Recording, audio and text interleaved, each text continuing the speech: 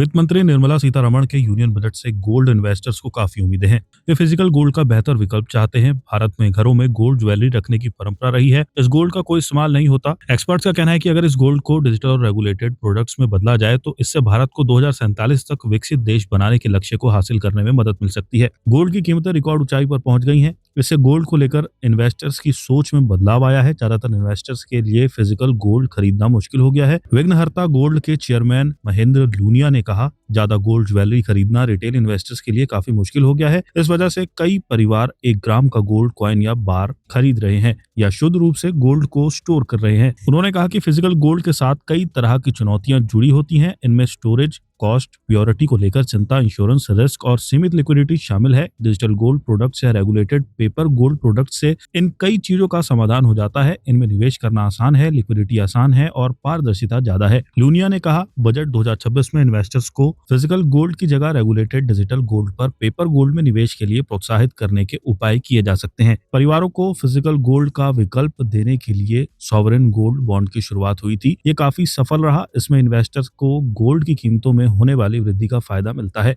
साथ ही निवेश पर इंटरेस्ट मिलता है। मैच्योरिटी तक निवेश बनाए रखने पर कैपिटल गेन्स पर टैक्स भी नहीं लगता है। लूनिया ने कहा, एसजीपी की नई किस्त नहीं आने से इन्वेस्टर्स के लिए गोल्ड में निवेश के लिए सरकार के सपोर्ट वाली स्कीम नहीं रह गई है। सरकार अगर एसजीपी की शुरुआत दोबारा करती है तो इससे इन्वेस्टर्स को काफी फायदा होगा। इंडस्ट्री के एक्सपर्ट्स का कहना है कि इन्वेस्टर्स को उम्मीद है कि सरकार ऐसी पॉलिसी का ऐलान बजट में कर सकती है जिससे गोल्ड में निवेश करना आसान, पारदर्शी और सुरक्षित होगा। लूनिया ने कहा, डिजिटल गोल्ड के लिए स्पष्ट नियम होना चाहिए। फाइनेंशियल गोल्ड प्रोडक्ट्स पर फोकस बढ़ना चाहिए। निवेशकों को फिजिकल गोल्ड की जगह अपने पोर्टफोलियो में डिजिटल गोल्ड रखने को प्रोत्साहित किया जाना चाहिए। भारत में निवेशकों के लिए एक भावनात्मक और फाइनेंशियल एसेट बना रहेगा।